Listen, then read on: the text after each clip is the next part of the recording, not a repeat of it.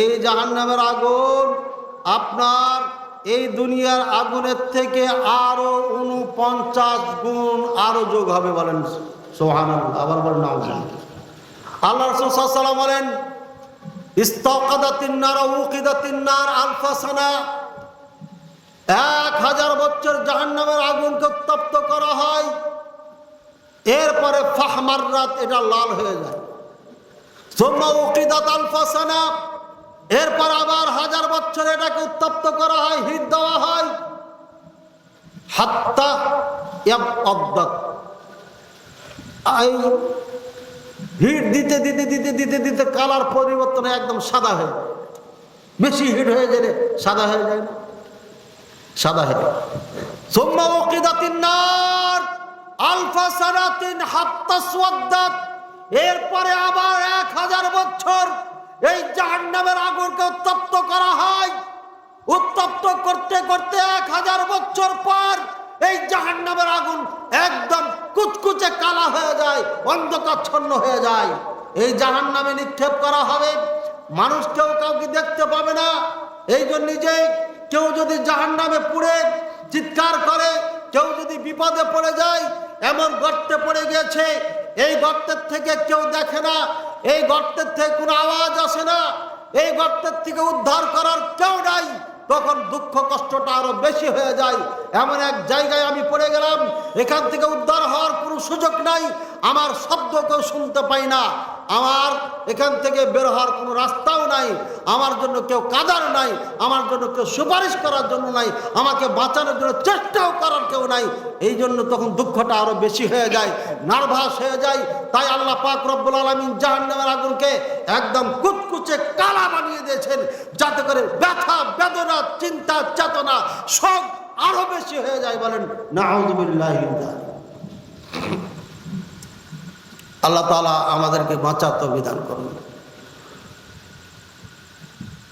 কু আনফুসাকুম ওয়া আহলিকুম নারা ওয়াকুদুহান নাস ওয়াল হিজারা, এই জাহান্নামের খড়ি হবে মানুষ আর পাথর। বলেন নাউযুবিল্লাহ। মানুষ খড়ি হবে, যেই মানুষকে আল্লাহ নিজে হাত দিয়ে তৈরি করে, এই মানুষকে আল্লাহ আবার জাহান্নামে দিবেন কেমনে? এটা কি মিল হচ্ছে? বলেন। আপনারা শুনেছেন নিজের বাপকে হত্যা করেছে সে সন্তানে, শুনেছেন? বাপকে হত্যা করেছে, বাপে আবার সন্তানকে হত্যা করেছে। কিছুদিন আগে মায়ের সন্তান হত্যা করেছে। কখন সন্তানকে হত্যা করে, কখনো নিজের স্বার্থে করে, আর কখনো এত ক্ষোভ এত রাগ হয়ে যায়, তার অন্যায় এত বেশি হয়ে যায় যে সহ্য করতে না পারে, বলছে তোকে রাখবি না। হয় না এটা? আমার এক প্রতিবেশী ঢাকাতে যখন ছিলাম, সন্তানকে পুলিশ ডাইকা মামলা করে জেলে ভরে রেখেছে, তার অতিষ্ঠ হয়ে। সন্তানকে কেউ জেলে ভরে? বলেন।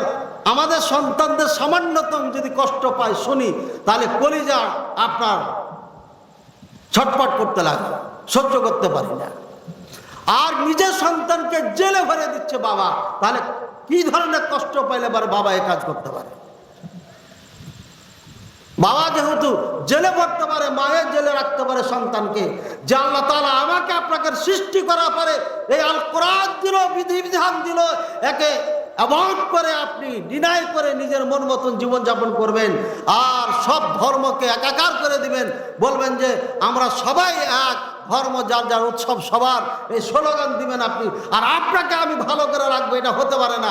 আপনার জন্য এই জেলখানা, মরার পরে জেলখানা হচ্ছে আগুনের ঘর।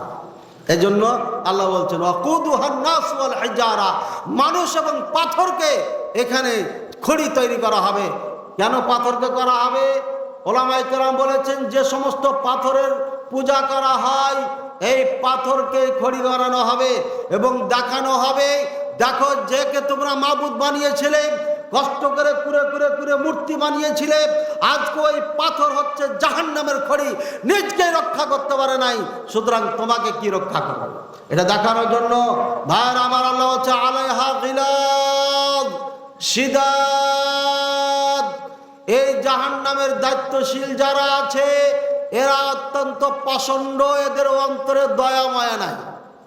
এরা সিদাত, খুব কঠোর, যেমনি অর্ডার তেমনি কাজ করবে। লা ইয়াসুনাল্লাহ মা আমারাহুম, আল্লাহ তাদেরকে যে আদেশ করেছেন এটার বিরোধিতা করবে না, এটার নাফরমানি করবে না, এটা কখনো তারা পরিহার করবে না, এর ব্যতিক্রম করবে না। যেমনি বলা হয়েছে তেমনি তারা বাস্তবায়ন করবেন। ওয়া ইয়াফআলুনা মা ইউমারুন, যেভাবে বলা হয়েছে সেটাই তারা বাস্তবায়ন করবে।